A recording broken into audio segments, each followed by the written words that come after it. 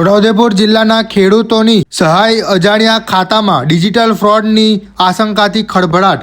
બોડેલી તાલુકાના નાના અમાદરા, ભીલવાણિયા અને બડાલિયા ગામના ખેડૂતોનો આક્ષેપ. છોટાઉદેપુર જિલ્લાના બોડેલી તાલુકાના અંતરિયાળ ગામોના ખેડૂતોને મળવા પાત્ર પીએમ કિસાન સન્માન નિધિ અને પાક ધોવાણની સરકારી સહાયની રકમ તેમના ખાતામાં જમા થવાના બદલે અજાણ્યા પ્રાઇવેટ બેંક ખાતામાં જમા થઈ હોવાના આક્ષેપો સામે આવ્યા છે. ખેડૂતોના જણાવ્યા મુજબ તેમણે ક્યારેય સંબંધિત ખાનગી બેંકમાં ખાતું ખોલાવ્યું નથી, છતાં સરકારી સહાય અન્ય ખાતામાં પહોંચતા તેઓ બેંકો અને સરકારી કચેરીઓના ધક્કા ખાઈ રહ્યા છે. ખેડૂતોના આધાર કાર્ડ, મોબાઈલ નંબર અથવા બાયોમેટ્રિક વિગતોનો દુરુપયોગ થયો છે કે કેમ તે અંગે પણ ગંભીર સવાલો ઉઠ્યા છે.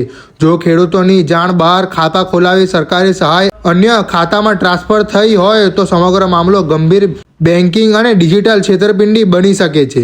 ખેડૂતોએ સમગ્ર મામલે નિષ્પક્ષ ઉચ્ચ સ્તરીય તપાસ કરી ખોટા ખાતામાં ગયેલી રકમ પરત મેળવી સાચા ખેડૂતોના ખાતામાં જમા કરાવવા માંગ કરી છે. રિપોર્ટર શકીલ બલોચ દ્વારા છોટાઉદેપુર. હું નાના માધરામ ખેડૂત છું. મેં પીએમ કિસાન નિધિના હપ્તા મારા ખાતામાં પડતા નથી 2022 સાલના. તો અમે તપાસ કરી બેંકમાં, તો એ લોકોએ કીધું કે નથી પડ્યા. તો અમે પછી વીસી દ્વારા તપાસ કરાવી, તો વીસી કહે છે કે તમારા પૈસા આઈસીઆઈ બેંકમાં પડે છે. તો પછી અમે આઈસીઆઈ બેંકમાં ગયા, તો આઈસીઆઈ બેંકવાળા સાહેબ કહે છે કે નંબર તમારો છે, મોબાઈલ નંબર, આધાર કાર્ડ નંબર છે, પણ ખાતું બીજાના નામનું છે. તો પછી બંને મેનેજરોને ભેગા કરીને અમે ચર્ચા કરી પેલા પત્રકાર દ્વારા. તો એમને કીધું કે તમારા પૈસા નક્કી છે, મળશે જ, એ લોકોએ એવું કીધું. પણ તમે એમ કે આ રીતની કાર્યવાહી કરો અને એ કરશો, મળી જશે તમારા પૈસા. તમારા કેટલા પૈસા હશે? અમારા પૈસા ખાસા એવા 2022 સાલના જ છે, એટલે એ પૈસા મને પરત મળવા જોઈએ એમ. અંદાજિત કેટલા રૂપિયા હશે? અંદાજિત એટલે 40,000 જેવા થાય. તમારી શું આગળ માંગ છે? અમારી માંગ કે આ બધા ખેડૂતોને, ઘણા ખેડૂતોને બધાને, અમુક અજાણ ખેડૂતો હોય તે લોકોએ કોઈ કાર્યવાહી ના કરી, પણ આ સજાગ ખેડૂતો હોય તે આવી રીતે કાર્યવાહી કરીને પત્રકાર દ્વારા આ બધું એ રજૂઆત કરીને ખેતીવાડી અધિકારી સાહેબને જાણ કરે અને આ પૈસા પાછા મળવા જોઈએ એવી અમારી વિનંતી છે. શું નામ? નામ મારું ભૂપેન્દ્રભાઈ રણછોડભાઈ પટેલ, નાના માદરા. હું નાના માદરાનો ખેડૂત છું. 2022થી પીએમ કિસાન સન્માન નિધિના પૈસા અમારા બીજી બ્રાન્ચમાં પડતા હતા.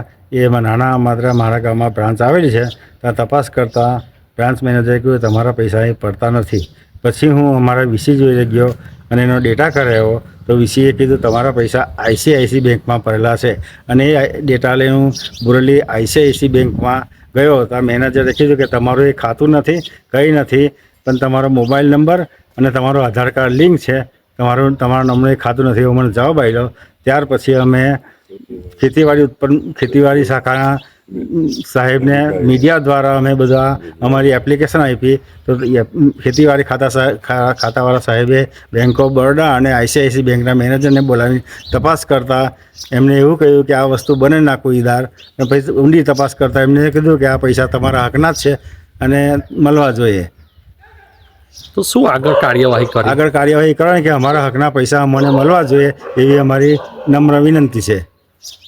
એ સિવાય તમારી શું બીજી માંગ છે? બીજી માંગ છે, અમારી ડિસ્ટ્રિક્ટના અસંખ્ય ખેડૂતોને આવા પૈસા પડેલા છે, તેમને કોઈને ખબર નથી, પણ જાગૃત ખેડૂતને ખબર પડેલી હોવાથી આ લોકો આગળ આ પગલું ભરેલું છે. પણ આવા કેટલા ખેડૂત પડેલા છે એમને કોઈને ખબર જ નથી. તો એવા ખેડૂતો માટે તમે શું કહેવા માંગો છો? એ ખેડૂતોના પણ પૈસા પોતાના હકના ખેડૂતને મળવા જોઈએ એવી અમારી નમ્ર વિનંતી છે. શું નામ? હસમુખભાઈ મગનભાઈ પટેલ, નાના માદરા.